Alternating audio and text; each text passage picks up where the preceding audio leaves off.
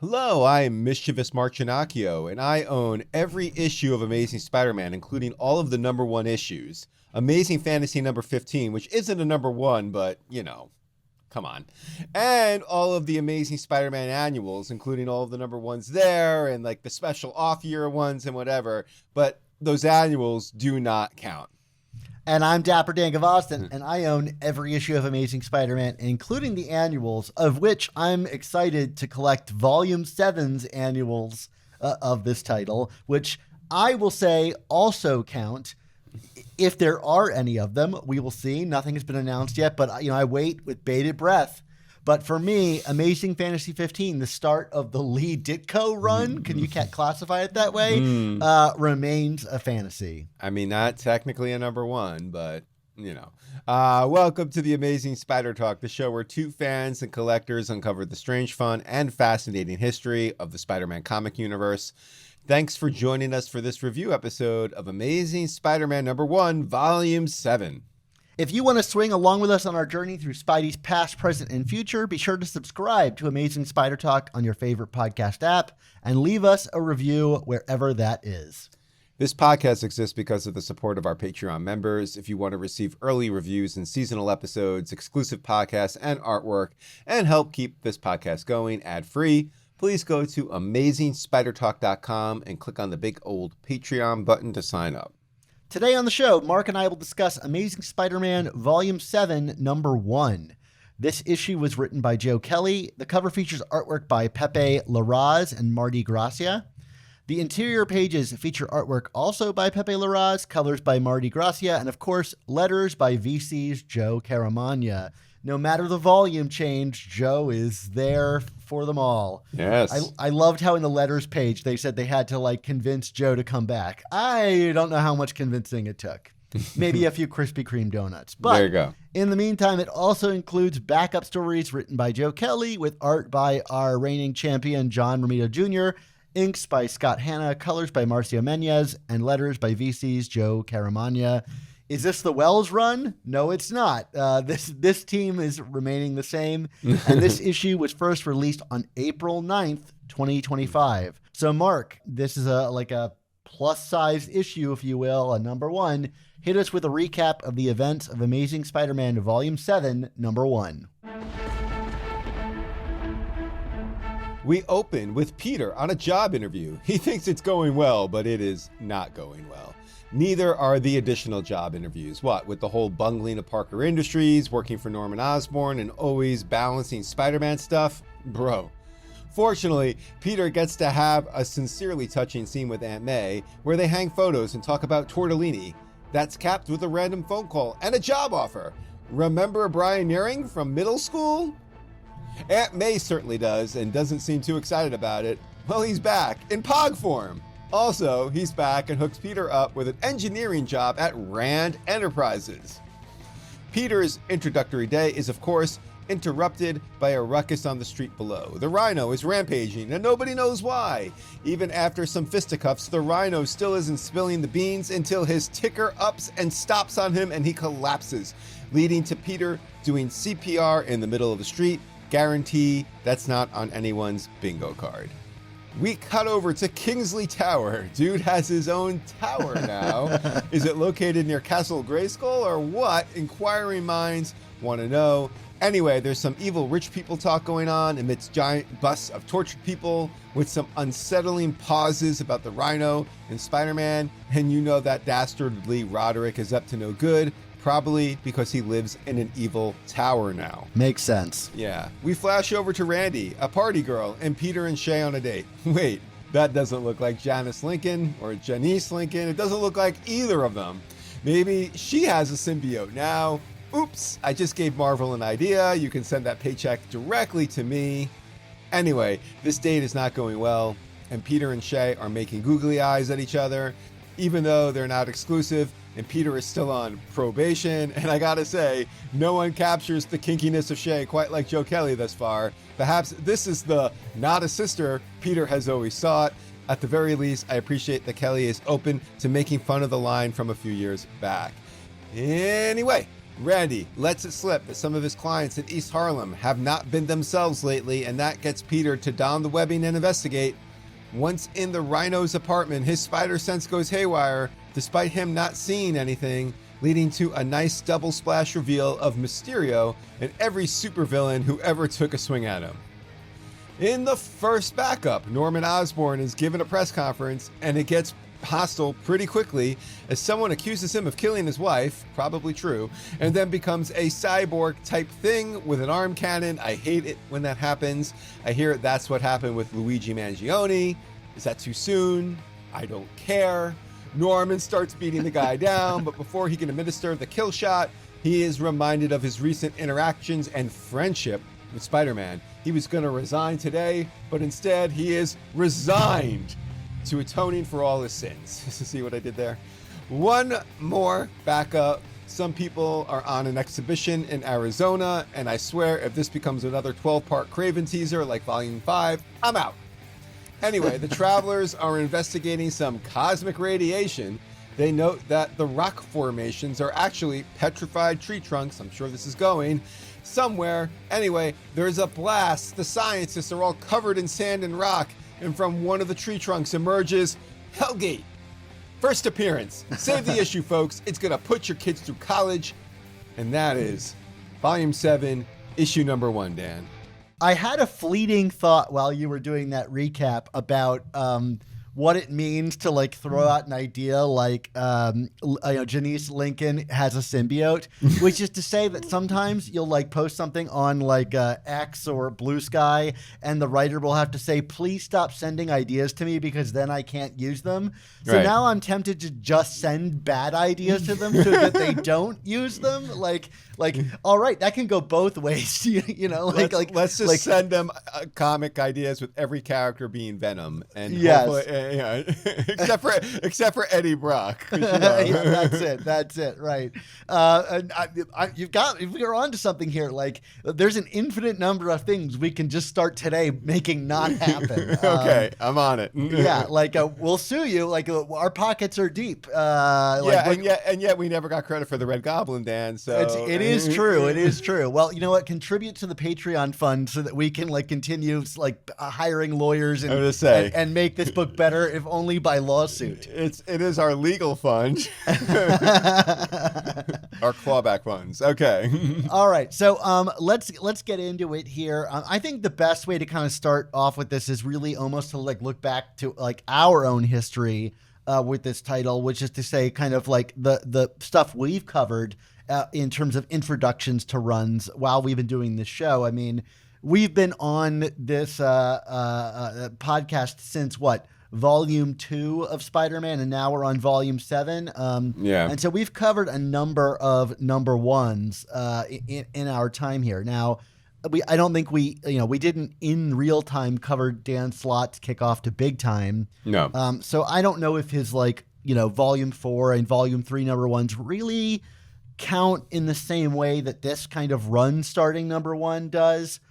Maybe, but I do think there's something special about a new creative team coming on and what the number one can possibly signal about, like what the book is kind of like moving forward. So, what do you take away from looking at some of these? Let's talk specifically about the start of Big Time Slott, Spencer's kickoff number one, Wells's number one, and now Joe Kelly's number one. What do you think each of those number ones has kind of like contributed, said about the run that's to come? And then let's talk about where Joe Kelly's kind of fits in. Sure. I think unsurprisingly, all of the Dan Slott number one, save, I guess, Superior Spider-Man number one, I think at best kind of just felt like a continuation of what came before, which makes sense because he was the even during Brand New Day, he was kind of like the primary.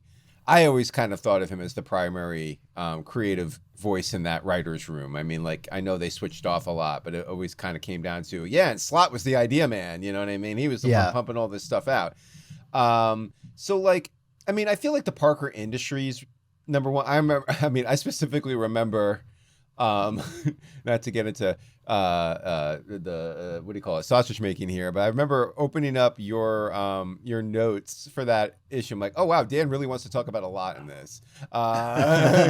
You were just like, look at all these ideas, and I was like, yeah, I mean, I guess, but it still kind of just felt like the same old slot, and there was nothing very. Even if there was like a new premise, Peter's back, or it's Otto, or Peter's got a company now, or, all of those always just kind of felt like, they felt like slot comics. You know what I mean? Like, Sure. There were the same kinds of jokes, the same kind of characters, the same kind of interactions. That then, like, Nick Spencer's number one obviously felt very different. And, I think the analogy I used in the Slack recently, Dan, was it felt like a colonic, but in a good way. And then, the run felt like a colonic in a bad way after a while, but that's neither here nor there. Sure. But like that number one issue, I mean, it was just like, it very much felt like a creator. Not that he was bad mouthing the slot run, but it was very clear that he was just like, this is not Dan Slott's Spider-Man anymore. I am doing my own thing. I'm going to do some fan service with Peter and MJ and all that. And it just had this very fresh kind of coat of paint on it. And we love that issue, Dan. I mean, that's why, people who are always like, oh, you just hate the Spencer run. It's like, not true. I mean, we disliked what we disliked certainly towards the end. But, there were moments in the beginning we were like, oh my God, this is so great. Like this just feels like, everything new and fresh. And then of course, the Wells run, I mean, we liked that first arc, but like, even from the get-go, certainly me and, I think you to a lesser extent, it was like so much about that Wells run was the mystery box, like, because we were opening up with like, we had the ending to Beyond, and then it was like, everything, 6 months later or whatever, and everything is different. And what did Peter do? And like, so lots of range, but like this, I don't know. Do we want to start like how this is different? If I could respond, yeah, please go for it. Yeah. I have slightly different takes on some of these. To me, I do think that Slots felt like a continuation of Brand New Day, but in that Brand New Day often felt like it could swing around like to different ideas back and forth. Like there were some through lines that made it feel like there was a really solid identity there, but I felt like it was more of like a vibe or an approach to writing Spider-Man that was unique to Brand New Day, which is to say like very like Silver Age, Bronze Age, like a more kind of return to the classic, style. If you told me that like Tom DeFalco wrote half of Brand New Day, I probably would believe you. But I think it definitely like showed that there was like a high concept kind of like straight out of the gate, whether it was like, hey, out of nowhere, here's a big job for you, Peter, at Horizon Labs. I don't know if it was unearned, but it was like, okay, like this is the new hook for this series is elevating Peter into the big time and getting him onto the Avengers, like as Spider-Man. It was it was about upgrades, in some way. And to me, I don't know if I felt like Spencer completely, I know there's this whole like thing about like how Nick Spencer like dumped on Dan Slott's run, but I actually think like he took it more seriously than Dan Slott had. And that's why I really appreciated it. Was I think you and I were desperate for so many of the stories of the Slott run to like have real consequences. That like took Peter's world seriously. So when like the fall of Parker Industries really like impacted him, the actions of Otto in his body, had him lose his PhD, like that all felt like refreshing and like a colonic, if only because we had all these major changes and high concept changes to Peter, and no one ever said like, okay, well, like how does that impact the baseline Peter here? Sure. Now, I think you can kind of look at that issue. I think we both thought at the time, okay, he's getting this over with, right? Like, you don't want to spend the rest of your life getting a colonoscopy every day. We thought it was kind of like, hey, let's do it once and then maybe every 5 years. But it ended up being the entire run had that kind of approach. Yes, and so you can kind of see, like, from that initial issue what that run was going to be like, even if we didn't necessarily believe it, you know? And the Wells thing felt like it was completely out of nowhere too. And it asked you to kind of like put a lot of faith in the future, and it just kept fumbling the ball over and over and over again as if the plans were being made up as they went. And, you know, by throwing things, you know, like, you know, into the future. And I think even still, as much as we like that first arc, you could see where the failures of the Wells run would kind of exist, maybe even from the first issue. So let's get into where we think this Joe Kelly's number one, so to speak, you know, if you ignore 8 Deaths of Spider-Man, which like weirdly this comic does largely ignore. There is no fallout from that story here, and I think it's all the better for it. I was going to say, I'm not complaining about that. I mean, like to me, what's so funny is this comic feels the most of the what we just rattled off earlier. I feel this comic feels the most akin to Nick Spencer's number one, except like, you know, it's almost like a hard reset from, and not just a hard reset, but also just like an acknowledgement of like, we're gonna be zeroing in on these specific kinds of relationships that maybe weren't dealt with all that well in the previous runs. And it's like, but Joe, you were part of the previous run a little bit, and little bit, yeah. Although he makes fun of himself in the issue, like, you know, people go like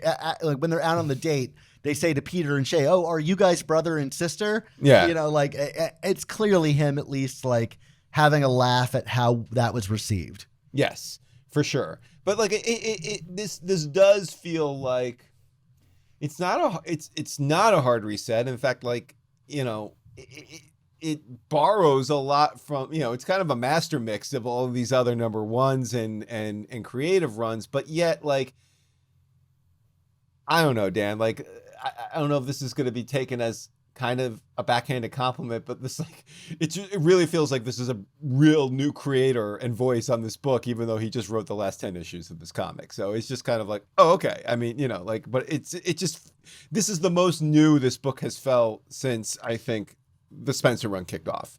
I 100% agree with you, and I think the one thing that like sets it apart from those previous 3 runs was that there does not appear to be a high concept here yet. Yeah, and I could like, especially after 8 Deaths, I could not be more grateful for that. Yeah, because I think this borrows all of the kind of like best things from those previous 3 runs that we just discussed. Like, it's got the Horizon Labs, the new workplace for Peter that's going to like, right, we don't know how long it's going to hang around or if it's like a key component where he's going to bounce from job to job. But like, you know, it's like, okay, here's a way to lock him into a place that might get him involved in, you know, science or whatever it is. You know, it does the same thing that I think Nick Spencer did to the slot run, which is to say it takes a lot of the things set up by the previous guy and kind of takes them more seriously than he did. Yes. You know, and like actually commits to them in some ways, and we'll see how long that hangs around. It also, like, you know, just like Nick Spencer did, it like tries to nail down what's going on in Peter's romantic life, which I appreciated, that there is at least like, hey, we're going to openly state what the status quo of this is.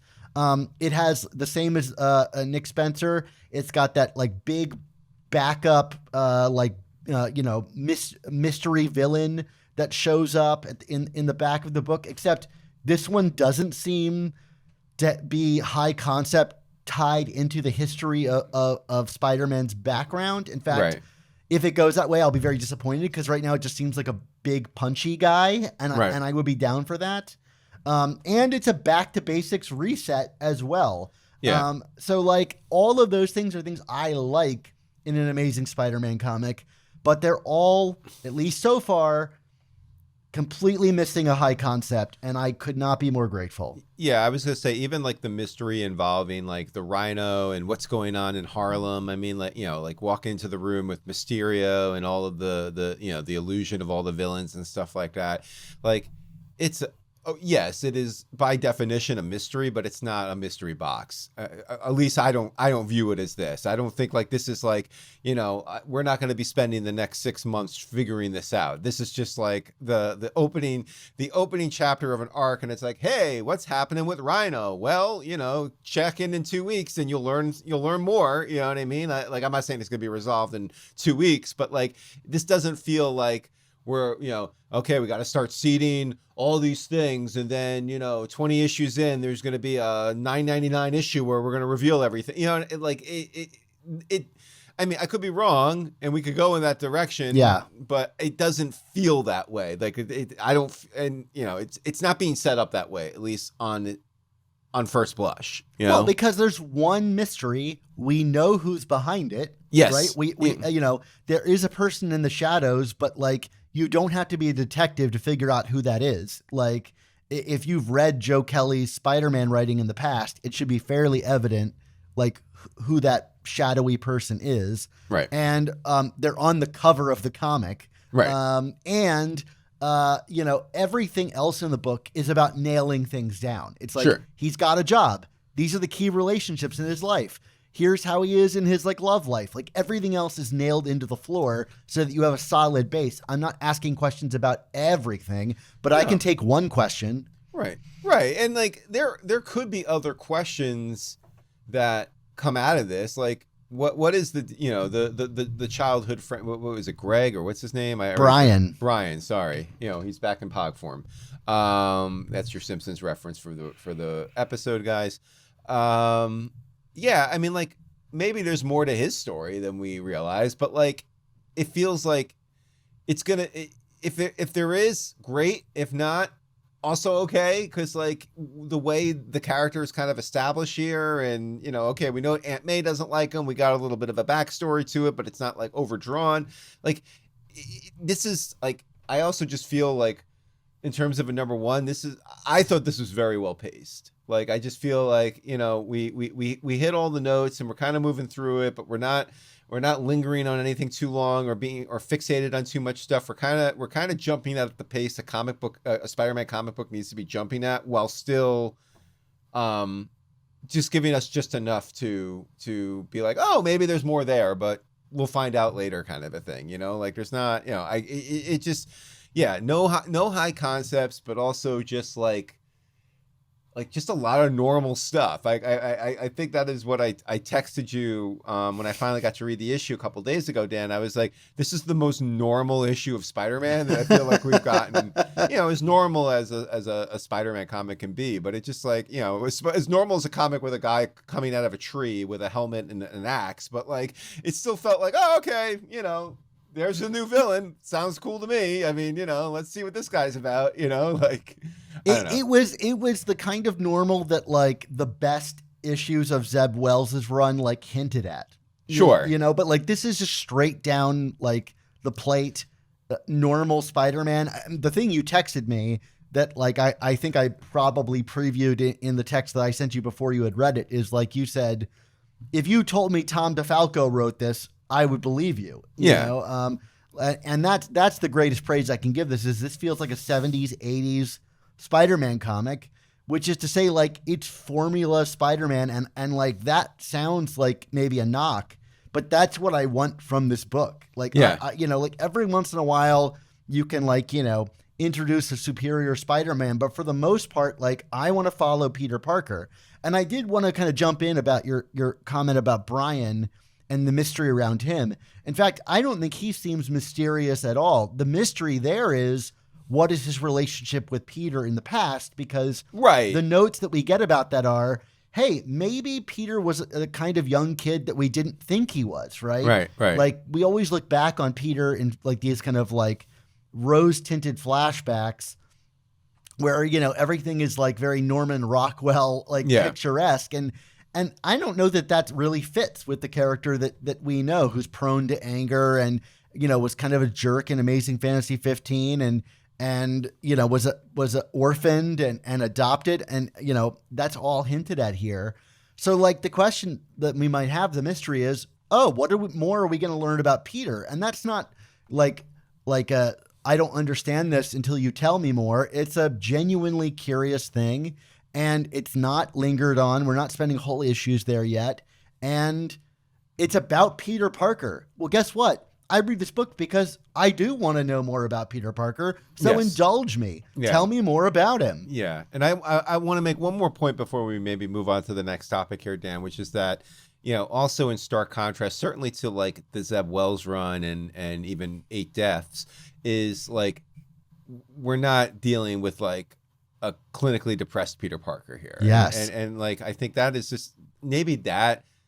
I mean, all of these things we've been saying, I think, are true here in terms of how is this different and why does this feel fresher? But like we've talked about this several times over the last few years on this podcast, Dan, which is like just like the down note that this book has been in, like just how dour and and just like and depressing it's been, like and like I just feel like we're coming out and it's like, hey, he's failing his job interviews and he's got to figure this out.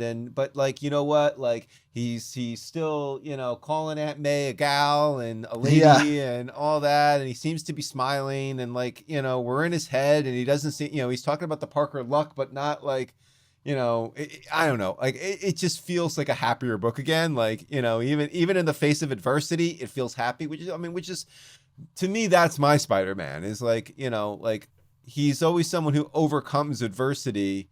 And I feel like the last couple of years have really gotten away from that, where it's just like, it's not, it's like, how much more adversity can we give him? And, and what he's overcoming is just like the will to live another day, not necessarily to win. And it's just like, and you're just kind of like, oh, okay. But now this is like, okay, we're kind of getting back to, okay, he's going to just persevere and keep chugging along and maybe something will break right until it inevitably breaks wrong again. So, well, that's a good transition into Joe Kelly and his writing and what we thought of it here. I think you're probably getting into what you would say, which is it's fun. Yeah. And I did want to note that Joe Kelly started a newsletter you can subscribe to that's going to be about his writing process for the book. And he hasn't said much yet, but what he did say, like, he answered one question that he posed himself, which is like, what do you want this book to be about? And he said, the number one thing I want this book to be about is fun. And I think if that's true, then he nailed it in his first issue. So, we've been critics of Joe Kelly, like, and I was the one that like outright said like, hey, this is a bad choice. And I said, I think the next guy is going to be Joe Kelly. And we both groaned. And I said, I really think it's going to be him. And I think it's a terrible mistake. And I will be the first person here to like eat serious crow because I thought this was the most promising number one that we've gotten while we've been covering this comic. Yeah, I mean, obviously, the caveats apply. It's a very small sample size. Right. And it's like, okay, I mean, like Joe Kelly wrote some, obviously some very good issues during Brand New Day that we both enjoy and revere. So we know that creator is in there. You know what I mean? Like we know he can write things that we really enjoy. It comes down to, frankly, over the long haul, what does he consider fun? Is it stuff like Brand New Day and this, or is it like Savage Spider-Man and Nonstop Spider-Man or 8 Deaths of Spider-Man? Like that wasn't a lot of fun at the end of the day. Like those books kind of just feel like gobbledygook to me. And I want to add on to that too. Like this is a double shipping book, and Joe Kelly's done that before. But like the other thing is not just what he considers fun, but how much is he able to keep on top of the schedule? Because these number ones are always great because they have all the time in the world to get it right, but like once the ball starts rolling, you got to make sure it doesn't flatten you. The one thing that gives me some hope is that Joe Kelly said he's turned in already 14 scripts. And so he's very far ahead, and maybe that'll allow the book to sustain longer than we've seen in the past. Yeah, for sure. But like, again, like in terms of like what is in the contents of this single issue, like, again, there's nothing that's like overly outlandish or frenetic or, it doesn't feel like Spider-Man on speed like it sometimes felt like over the last year. I mean, there's certainly a political bent to it, but like I wouldn't necessarily like it's not, I don't know. I don't feel like its point of view is overly aggressive in any kind of a way. I think it's a Spider-Man point of view at the end of the day, not necessarily a creator point of view. I don't know. Like, I just feel like, I don't know. Like, it just, again, normal. Tom DeFalco, Roger Stern. I'm trying to think of who else I can kind of throw. I mean, like, even like early Dan Slott. You know what I mean? Like, I think it's a line. Maybe a little less silly than Dan Slott, but the fun and the lightness and just like the focus on Spider-Man doing Spider-Man stuff. Like. Heaven forbid. I mean, I think Dan Slott is a really talented, like, formal comic book writer. Yeah. But I think this comic is, like, immaculately paced in terms of a comic book. Now, I'm sure that a lot of that is Joe Kelly and also, like, Pepe Larraz. But, like, for a Spider-Man comic, the thing that really stood out to me is the sort of, like, back and forth and the idea of, like, how Peter's life is interrupted as Spider-Man, and almost like every scene with Peter is structured that way. Whether it's the interviews that are punctuated by, these like little insights into his life as Spider-Man, like in like cutaways, or that then leave scars, whether it's the dent in his face, that like slowly heals over time, or when he goes to Rand Industries for the first time and you hear the sound of the rhino outside. And I think that's some like really exciting and what I want from a Spider-Man comic, and it's handled effortlessly here. So that is something I really loved, and I think it's really difficult to do. There is a certain cadence to writing, a comic page and a page turn and all that stuff. But I also think this is devoid of a lot of the weaknesses that Joe Kelly has had in the past. This is very easy to read. I did not have to reread dialogue to understand where we were going. It avoids outdated media references. It still goes for the joke a lot, but they didn't feel forced here. They felt natural, and Stan Lee, Dan Slott isms that, like kind of like goofy, cocky, Spider-Man, balance between the sort of like Peter's kind of like cautious dialogue that he expresses outward, but his inner voice is very like internal dowdy. And that like that sort of like holy trinity of different voices that Peter utilizes depending on who he's talking to felt like a full character in a way that like I haven't recognized it in quite a while. Mm-hmm. And that was a lot of fun to read on the page. For sure. Well, you referenced it, Pepe Larraz. I mean, like, how good was this guy? I mean, I know everyone just got appalled a few months ago when I was like, oh, I really never read House of X or Powers of X. What kind of comic book fan are you? Like, okay, whatever. I'm sorry. So, like this is probably as concentrated of a dose of Pepe Larraz that I've ever gotten. And this guy is awesome. Like, this is like, I don't know. I can't think of a better artist making his debut on this book than this right now. I mean, like, and I really liked Otley on that first issue, but I think this blows Otley out of the water. I agree. I think this is, I do want to mention, this is our first fully digital Spider-Man artist. I don't think we've ever had, I mean, at least long-term artist. Like maybe there's been an issue or two here and there with someone who works in digital art, but Larraz is fully digital. Now, I don't know what that means. Maybe it frees him up and allows him to produce these images that are packed full of detail. But I think you can see the full history of Spider-Man's lineage on every, page of this comic, not just in how he moves, but like, you've got, Ross Andrews, New York City, backing up, there was a, alternate cover to this that was Gil Kane artwork. And I feel like you can see Gil Kane's swinging motion and the way he posed Spider-Man on every page of this. You can see the more animalistic, renderings of these villains that, McFarlane leaned into and Stegman does, like with the Rhino, who feels larger than life and like a real force to be reckoned with. And I would advise anybody who's interested, like, I actually think, like, for a Spaniard, now I don't know if he was translated or if he speaks English very fluently, but like, he wrote this beautiful letter to his artistic inspirations in the back in the letters page that, and about how excited he is to be on Spider-Man, his dream job. And boy, I think you see it here. You see it on the cover, of this issue, which is stunning. And every page has got character, even the environment. Like, probably my favorite page of the issue is like a really subtle one where Peter is going to investigate Rhino's house and he's swinging down a sort of darkened, silhouetted New York. And boy, what character New York City has in this comic to set the tone. He's not just an artist that's drawing it. He is really the cinematographer that is guiding us through, like, the look and feel and emotional, punch of all of these scenes. I mean, Kingsley's Tower, whatever, like those creepy sculptures and the way that his face is rendered with the wizened wrinkles. I mean, wow. Like, I was about to say his Kingsley. I mean, that's the best I've seen Roderick Kingsley look, certainly, ever.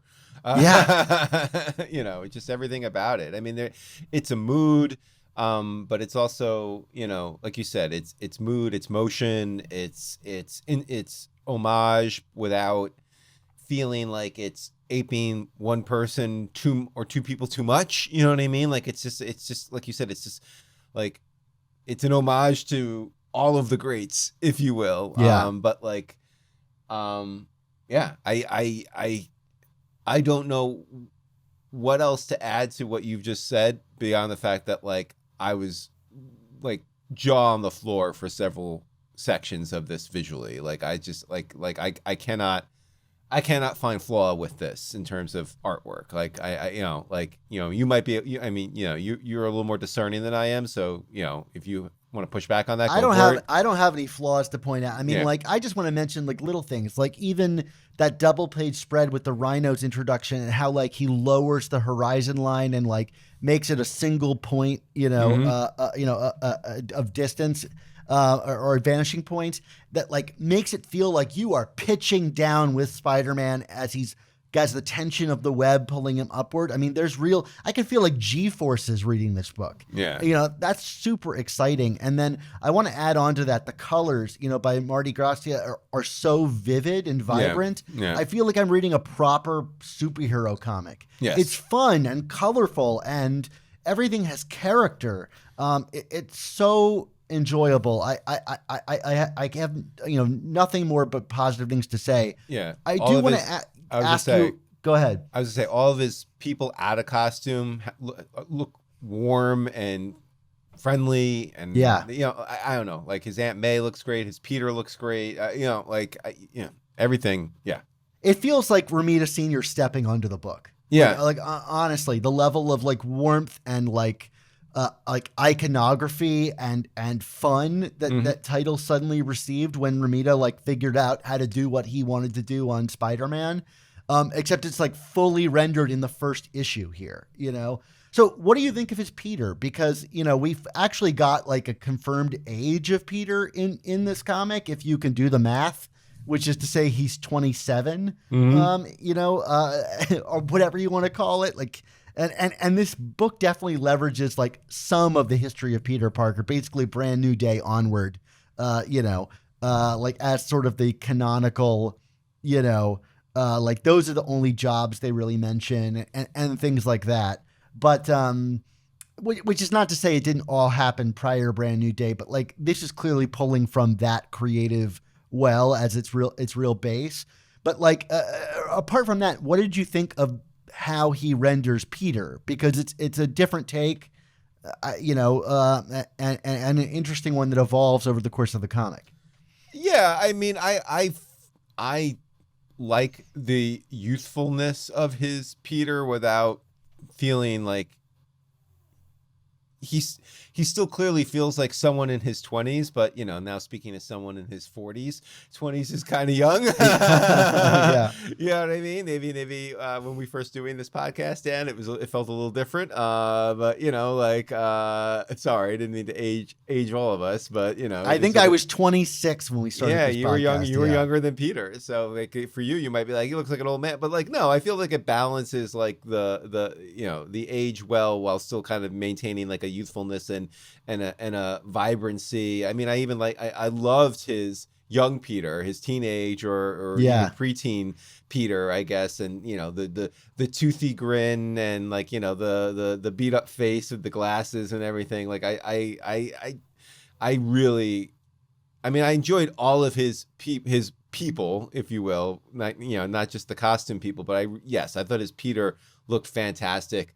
Again, I'm trying to think of a great analog. I mean, it reminds me a bit of Ramos's take. Sort of like very expressive, but it's more handsome and more structured, I think, than what Ramos does. Yeah, I mean, maybe more like Stegman. I always liked some of Stegman's stuff because like I feel like Stegman was frankly aping McFarlane and so like anyway, but it's and we know we don't have to apologize for John Romita Jr. on this podcast, but like again, I feel like this was a move in the right direction after so much JR over the last few years. I do feel like if JR had a weakness over time, it was just his people. And this kind of rights that deficiency a little bit. Yeah, I mean the scene of him holding up Aunt May is really beautiful, and the sort of like warmth and stuff in there. And like the first image we see of him looked really youthful to me in a way that was off-putting initially. But what I realized was that was intentional, right? It's there to make Peter seem like he's trying to ingratiate, with a big smile, his interview.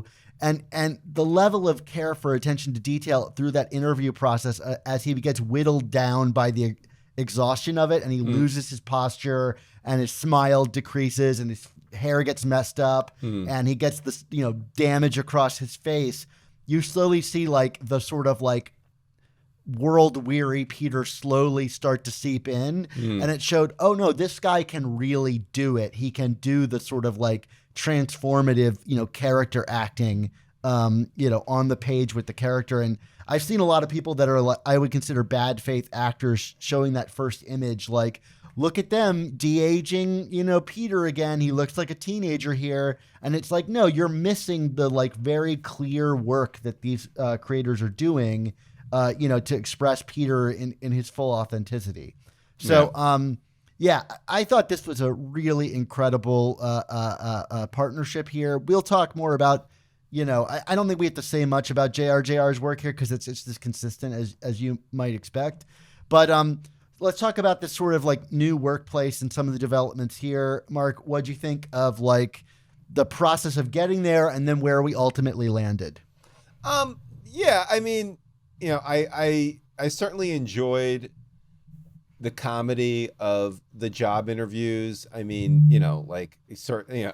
similar to like what you were saying very early on in this episode about like, the seriousness of actions past. I mean, I feel like we got a lot of that here in terms of like, oh, I was an investor in Parker Industries and what was it like working with Norman Osborn, or like, why should I hire you? You're known for flaking out. I mean, like, it's like all of Peter's flaws are just coming right out, but it's done in a kind of a funny, I don't want to say light way, but like, because it's not working out for him, but like it's good comedy. It's good comedy without being like overbearing about it.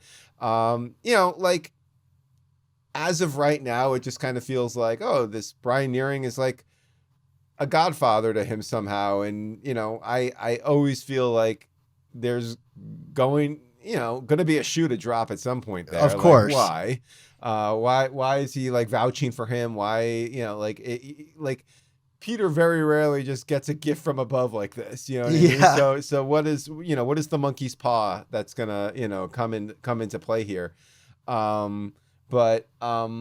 it certainly feels like a sensible thing. I did appreciate that, when he kind of disappeared to go take on the Rhino, and he's like, well, I like that job while it lasted. Then they like, no, they covered for him, and it's like, no, let's keep this going a little bit, you know what I mean? Yeah. Like, because I feel like we've had that in the past too. I'm trying to think, like, oh, what was it when he was writing for the science section or whatever? That lasted like what, a half an issue or something like that. Like well, I like that idea for him too. I thought that was an appropriate place for him to land. But yeah. I don't know. Was that undone by Spencer? I'm trying to remember where it was like it got undone very quickly. Although it did have Robbie Robertson in a vibrating chair, which probably to this day might be the best joke that they've done on this comic since we've done a podcast. Yeah.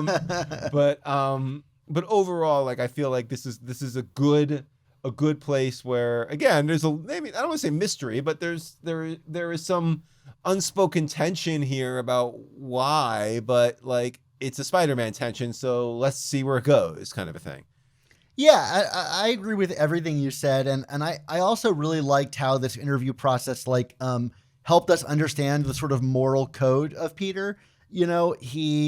What he values in a place that he's looking to work and what he doesn't value, right? Like, he has an interview with the tech bro guy and kind of blows him off because he's like, I'm not really interested in the sort of same goals that you are, which is to say Peter will turn down a job. He's not just, in it for, let me get involved with the worst thing possible. Like, he got involved with Norman Osborn, but eventually we realized the rationale behind that, and so I think that kind of goes very much in line with what we're ultimately going to find out and use this Brian Naring character to explore, which is like what went on in Peter's middle school years and like how did that form his sort of moral code, and how does that fit with Rand Enterprises, which we're told is a science endeavor with a humanitarian, bent to it, which also I think contrasts really well with the villain that we get here. And we'll talk about that later, but like Kingsley is the opposite, right? He is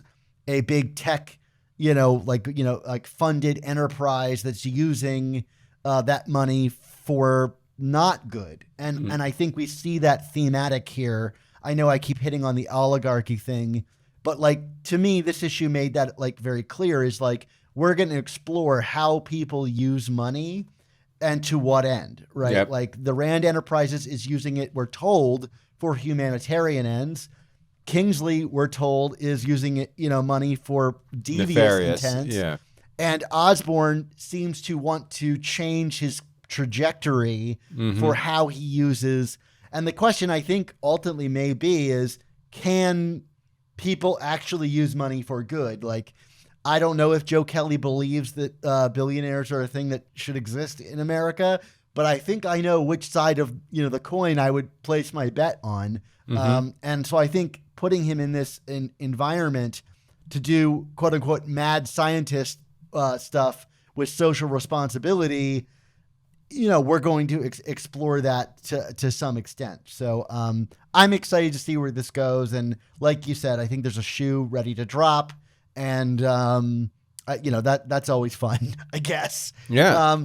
How about the supporting cast? I think, we made jokes repeatedly about the 3 rotating characters of Spider-Man supporting Holy cast. Trinity. Yeah. They seem to be back here. How are you feeling about that after an issue like this? I was going to say, like, it's still the Holy Trinity, but again, like, it feels, I mean, granted, Randy and Shay are all in the same sequence, but I don't know. Like, it just feels different than it did under 8 Deaths, where it was just like, here's our obligatory supporting cast scene. And it's like, it's everyone in the same room. Like, or like, Peter is with Aunt May and she's only talking about Shay and Randy. You know what I mean? Yeah. And it was just like, okay, like, we're not, we really don't want to put the work in on the supporting cast, so we're just going to pretend that we are. But like this again, this feels like a DeFalco or a Stern issue. I mean, it just so happens that we were checking in on Randy, Shay, and May on this one, and maybe those are the only 3. But I feel like if we do it this way, that's fine. Like,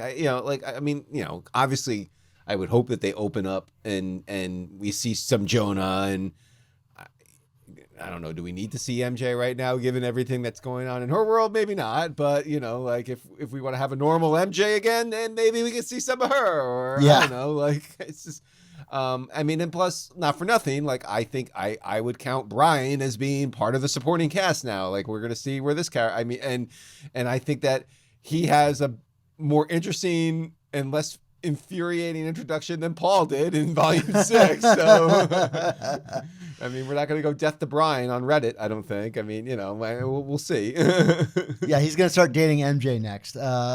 Genocide! Anyway, sorry. Oh, my God. Let's not get that started. Yes. Here's, I think, the difference is you said obligatory check-ins. This doesn't feel obligatory because it's effortlessly weaved in to the other plots that are going on. Not only does it establish new things about these characters that that Shay is here to stay, at least in some form, that Randy seems to be trying to move on from Janice, whatever that means. And like whether or not Peter and Shay or exclusive, which I think gave Shay some needed agency and autonomy, which is like, I'm not letting you like really be my number one quite yet. But what I think is really key about this that makes this all work is the May scene effortlessly, or I wouldn't say effortlessly because there's clearly work. It seemingly effortlessly tells us more about Brian Naring and the job Peter is going to get, and then bridges us into that scene. Mm-hmm. And in this scene with like Peter and Shay, we find out a bunch of other stuff. We find out from Randy talking about East Harlem, like, oh, hey, something's going wrong in East Harlem. People are acting funny. And guess who lives in East Harlem? The Rhino. And who's in East Harlem is Kingsley, or he's not there, but he's commenting on it. So like, okay, like we may be with the friends, but we're also talking about the A plot, and we find out, it updates us on Peter's job hunt in that scene, they decided to keep me on, like you mentioned earlier. So like these scenes are doing double, triple duty. They don't feel completely divorced from the rest of it. It's smooth. And that's what you can do, I guess, in a number one if you've got this time to really make sure all your ducks are in a row. And I hope this is something that continues. For sure. You want to talk about Rhino and Hobgoblin here? Yeah, let's do it. So we talked about how great the Rhino fight is from an art point of view, but let's talk narratively. What stood out to you about this fight versus, like in the past, we've gotten the sort of like the issue opens and he's fighting the iguana and it has nothing to do with the rest of the plot. But this, I think, was something different. Yeah, I mean, certainly it's driving the plot in terms of what's going on with Rhino. I like that. I feel like we're allowed to. I like when creators feel open to kind of comment on Spider-Man's history with these characters, which is what Joe Kelly does a lot here. It's like, his entire, banter with Rhino as Rhino is rampaging, which is not a new thing necessarily, but it seems like different this time because like he's just not, the humanity that we know, thanks to Joe Kelly, that exists is not even there at all right now. So it's there's no dialogue. Yeah. So it's like, why is Rhino so stoic in terms of doing this? But like, the whole time Spider-Man is kind of commenting because he knows Rhino. He's fought him a gajillion times, so he can has an authority. If this was like the Lizard, would I need Spider-Man to kind of run through the history of the Lizard? Like, which one is it this time? I don't know about that, but like, it's nice when a comic acknowledges its continuity and its history in a simple way. We're not like, we did get one, editorial check-in to that Joe Kelly Brand New Day issue, but other than that, it was like, we weren't like, we weren't mired in the history in terms of like, well, this is from this issue and this is from this issue, but it was just like, hey, these two know each other. It's a really well utilized villain too, because like if you need for your plot point to illustrate, something is causing these people's humanity to sort of slip and just be angry. Well, who's the angry guy that we know has a lot of humanity about him? The Rhino. So like right fight, right time. Yeah, for sure. And then in terms of Kingsley, I just feel like, again, we talked about the moodiness and the darkness and, the evil oligarchiness of him. Is oligarchiness a word? I don't know. But I'm gonna say it. Like he really does feel like an evil master of the universe here. I mean, my Castle Grayskull joke aside, I mean master of the universe in terms of rich dudes with all the power. This is a great turn for Kingsley, because we really haven't had much depth of this character in quite some time either. You know what I mean? Like this is as intrigued as I have been with a Kingsley lead in years as well. I mean, I keep saying a riff of the same sentence here, Dan, which is like, this is the most interesting or unique thing that we've had in years for these characters, but it is, and add Kingsley to the list. Yeah, I mean, I think it leans into what makes the Goblin fight, whether it's Norman or Kingsley special, is like, I think they're the best at setting up Spider-Man as the working class hero, because they inherently have resources that like Peter doesn't, and if Kingpin's not going to be like a major, foe in this book, as he's often Daredevil, like then that's what I want to see, is like Spider-Man up against money and power, which are the things that he often doesn't have, or those things that are being used irresponsibly or for personal gain. When he's fighting an Electro and stuff, it's like he's kind of fighting someone of equal class to him that's making a different decision than he might. But there's something special about Peter going up against someone that is like in a class status that he won't be able to attain, except for that one Parker Industries period of his life where maybe we don't necessarily talk about that. Well, not that we don't talk about it. It's fine.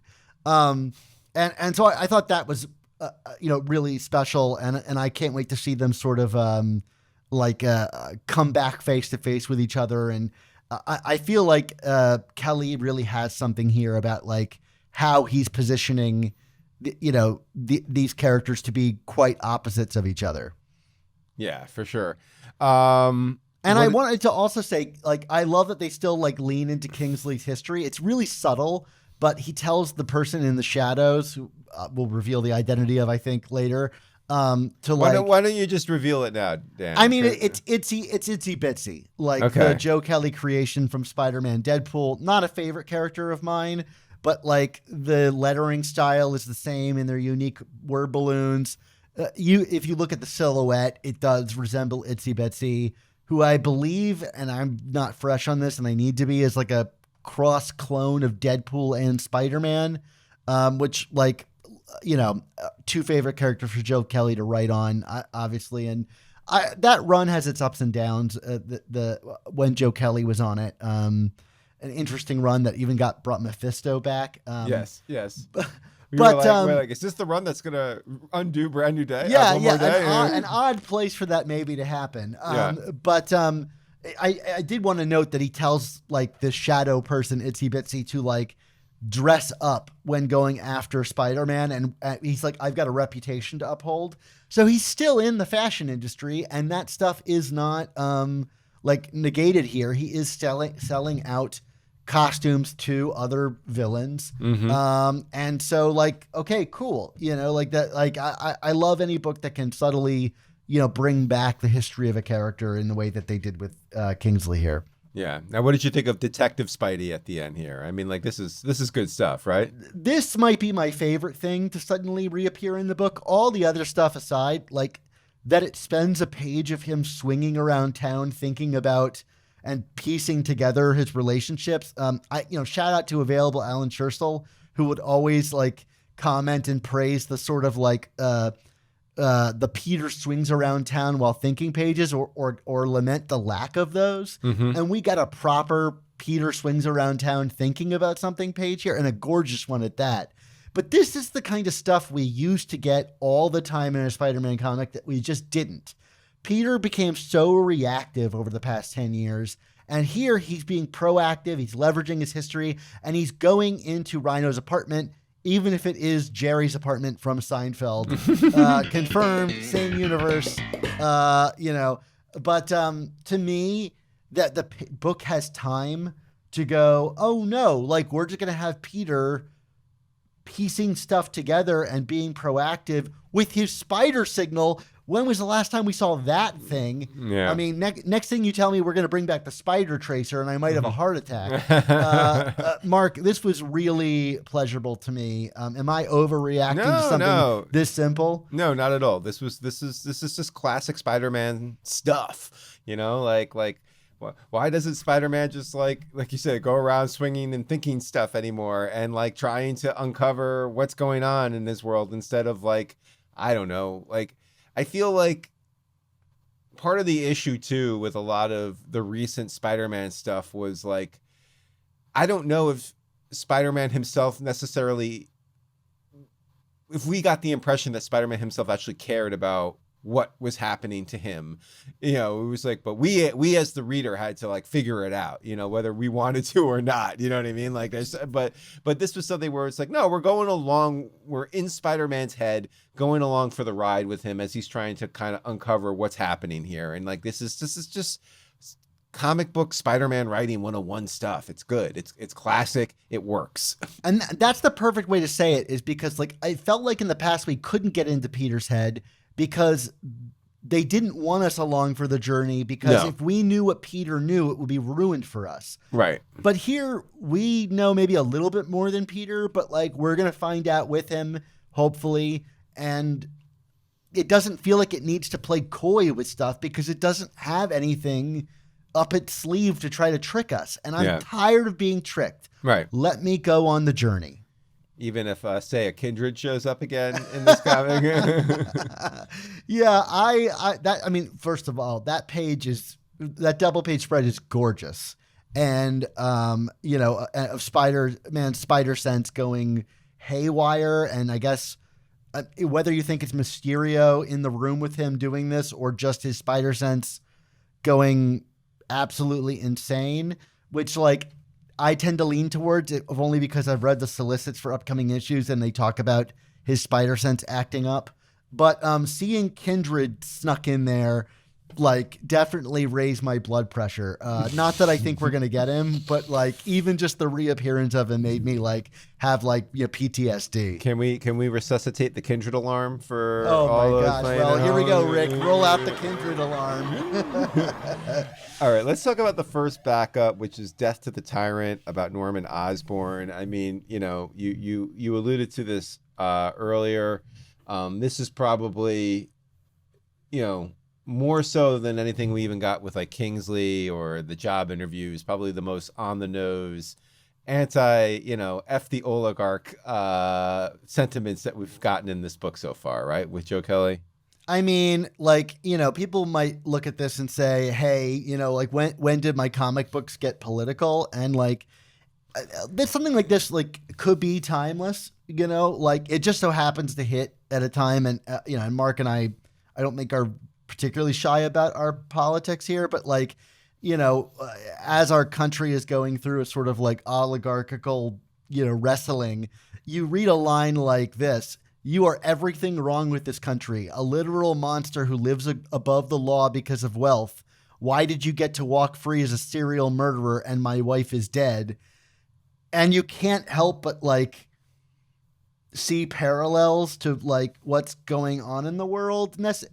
But also it works totally fine within the pages without any additional context. Right. To it. Well, and that is the best kind of political commentary in this scope of a superhero comic book. I think it's like, you know, like Lex Luthor, Norman Osborn during like Dark Reign and whatchamacallit, the you know, well, like the Bendis stuff during New Avengers. I mean, like, you know, these are bad people who abuse power because of money and influence, and, you know, Kingpin obviously is mayor of New York. I mean, Civil War being an allegory for the Patriot Act. I know I'm blowing your mind by telling you that is probably what they were thinking. Well, you know, but clearly comics weren't political 20 years ago. Yeah. Anyway, but the point of the matter is, Yeah, I mean, like, you don't necessarily have to sift through the text all that much to kind of get what the allegories are, and what how it relates to what's happening right now or even in recent history. But at the same time, like, it's Norman Osborn, quote unquote, once again, I'm gonna right my wrongs. I mean, like, it works because it's just kind of like, can someone with this baggage truly absolve himself? Like that, that's up to the reader, I guess, like to come to that conclusion. I think we have a sense of where this is going to go. Yeah. I don't know if we're necessarily going to have like the Green Goblin betrayal again. Always possible. I mean, like, how can you clearly, how can you completely get rid of the Green Goblin in the scheme of a Spider-Man comic book? You probably can't. But I don't know if we're necessarily like trying to put him on ice until, say issue 1000 or some kind of special event in the near future or something. But at the same time, like, we're kind of like, here we go again with Norman. Is he truly redeemed or no? Like, I guess we'll find out. I would be really disappointed if he came back for issue 1000. Look, an issue 1000 of Amazing Spider-Man without Norman Osborn might be very strange, but like, if we just get another big Goblin story for another anniversary issue, I think I would be disappointed, if only because we've done that so many times now. I think something really different needs to be done with Norman, and I think if you get rid of the Goblin as Wells took the bullet and did, it's up to you to do something truly new. And I think you got at it. It's like, can he truly be redeemed? And I think in many ways it kind of maybe echoes some of the criticism that some of the internet had of the Wells run, which is like, Peter would never work with this guy. And, because of the history, and we're going to really explore that. Like, I think the history is really going to come, like, it literally stood up in the middle of a press conference and fired a gun at him, you know? And so, like, to me, that's at least what I'm choosing to read as where this is going, rather than a sort of like retreading the Wells run of the will he, won't he fall back into Green Goblinness. Like, that would be, I hope it goes a different way than sort of retreading what Wells just did. And maybe there's something to say about wealth here. I mean, I think the Luigi Mangione reference that you made in the recap is very on the money here. I mean, Sure. Or against the money, if you will. Sure. And we see that anger is still in Norman in some regard. Yes. He's not like, backing down initially. Yeah, like, can anger fuel altruism? I don't know. But I hope we get something really different with this character. Maybe he can earn redemption and die in the process. Who knows what? But I'm not really up for another Green Goblin, like fall into Green Goblin, even if that was like really what Lee and Ditko and Romita did with him, is, the ups and downs of amnesia. But I think this book has leaned into that too frequently, and I would be exhausted to see it for issue 1000. For sure. All right. Final backup, Dan. We meet Hellgate, and it's very simple and straightforward. Yeah. I mean, I shouldn't say that. Like, there's a lot of like, wait, what's going on here? But like, this is not, the clone of the Stacy twins in bandages, showing up, or at least not yet. Not yet, nor is this like, the physical manifestation of the love between Peter and MJ. Sure. I mean, it's a dude walking out of a trunk of a tree who looks like he's from like Norse mythology. Like if this was a Thor book, I would be like, oh, Thor's got a new brother or something. I mean, you know what I mean? Like, but we don't know what the deal is or what the threat level is going to be. Well, you probably know because you've read all the solicitations. I don't know what the threat level is going to be. But it's just like, all right, new villain, let's do this. Like, I don't know what else to say beyond that, but like, I'm like, cool. It looks like,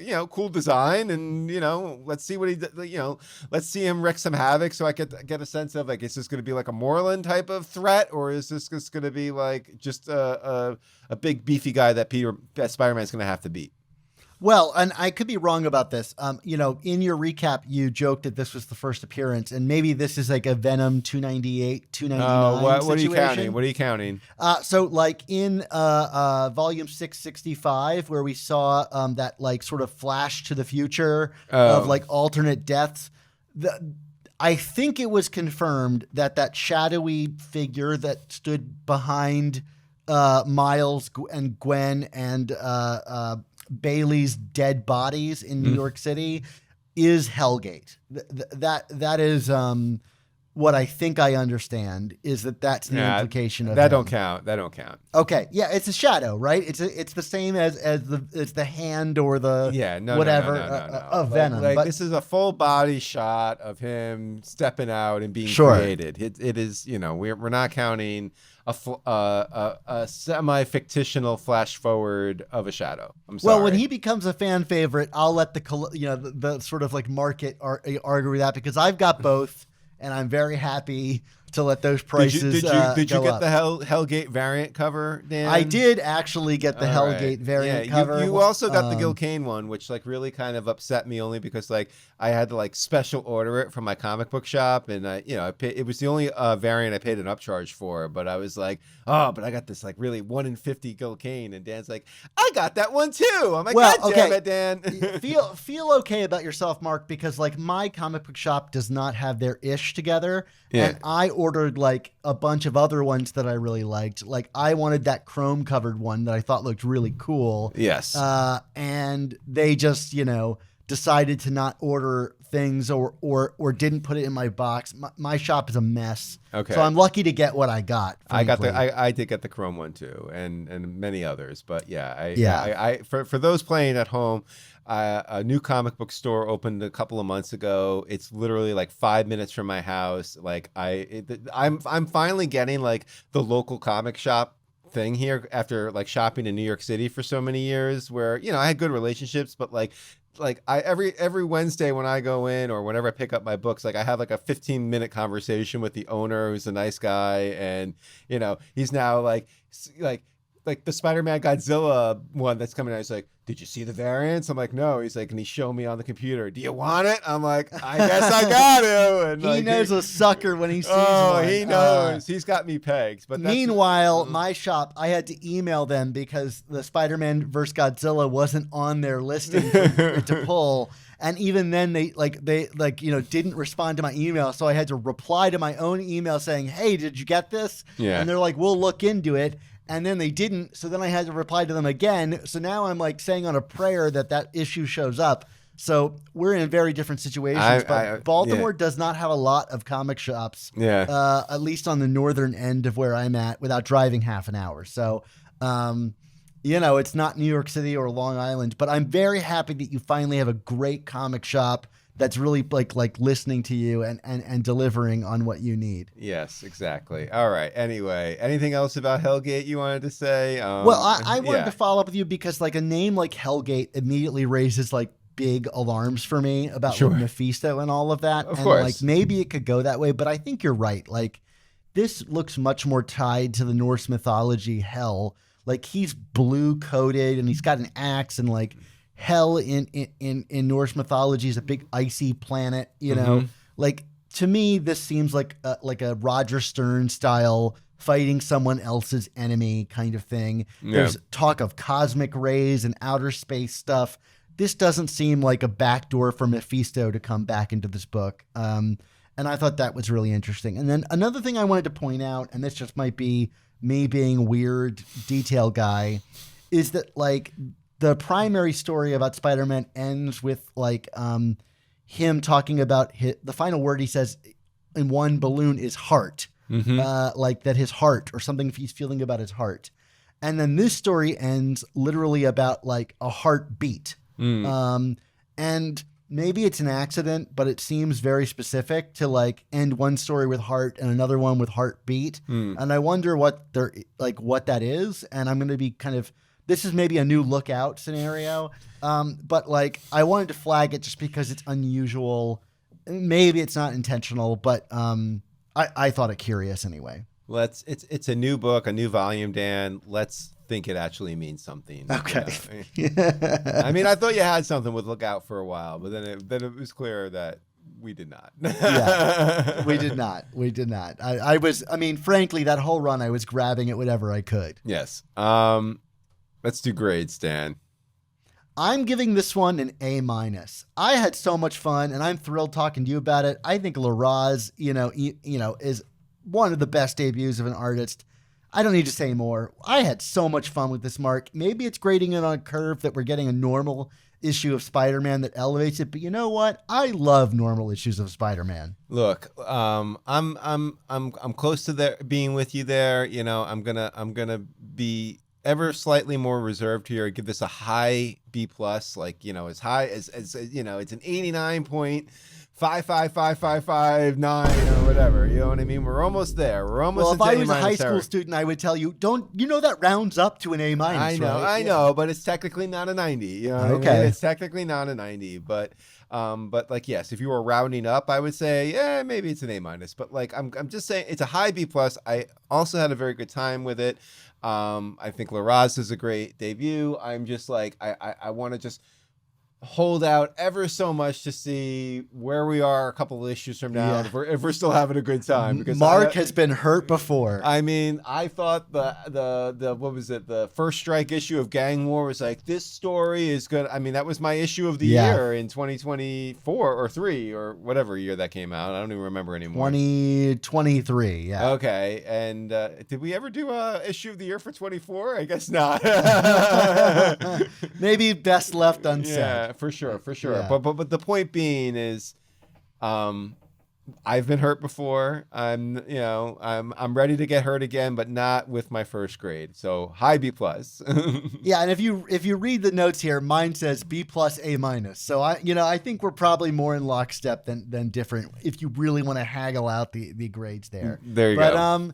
Yeah, I hope you guys enjoyed this review. I'm looking forward. I mean, the best thing I can say is I can't wait for issue 2. I'm honestly cannot wait for the Wednesday to show up, and then I got to go and figure out where this is going next. Absolutely, and maybe you can get yourself a variant cover while you're there. Okay, well, that brings us to the end of this episode. We want to thank you, the listeners and viewers, for tuning into this episode of the Amazing Spider Talk. This podcast exists because of the support of our listeners on Patreon, where for only $4.99 a month, the cost of a new comic, you can help support our show's existence while getting early episodes, including these reviews, the same week the comics release. The first 7 episodes of season 7 of our show, exclusive artwork, and tons of other bonuses are also available on Patreon. And I do want to say, while the world is kind of going through economic turmoil, tariffs, and all of that stuff, if you just want to support us by leaving a review on our podcast page, we don't want anybody financially hurt by donating to us, but it does help us continue. We're going to put 125% tariff on our Patreon account. That's right. But in the meantime, though, thank you to everybody who already supports us and our work, including our newest patrons who I think are excited to follow this new journey through Volume 7 with us. Jake Sitarsky, Mark Bombroff, Sean Lepenzi, Christian Robertson, and Sam. And if you want to join their ranks, please go to AmazingSpiderTalk.com and click the Patreon button to sign up to join our club. If you value Smart's comics criticism and historical analysis, we hope you'll consider supporting us on Patreon. What we do on the show is admittedly niche still. If you find our Spider-Man commentary and community valuable, we can only continue doing what we do with your support on Patreon. So, Mark, until I can finally overcome my admittedly random resume, which includes that I worked at Sesame Street as a comics editor, high school teacher, film critic, and Spider-Man podcaster, and which often makes for a series of confusing interviews where I'm both overqualified and underqualified, and finally managed to secure long-term work on the East Coast or managed to sell my book. What's our motto? Well, that was very efficiently worded, Dan. With great podcasts, there must also come the Amazing Spider Talk.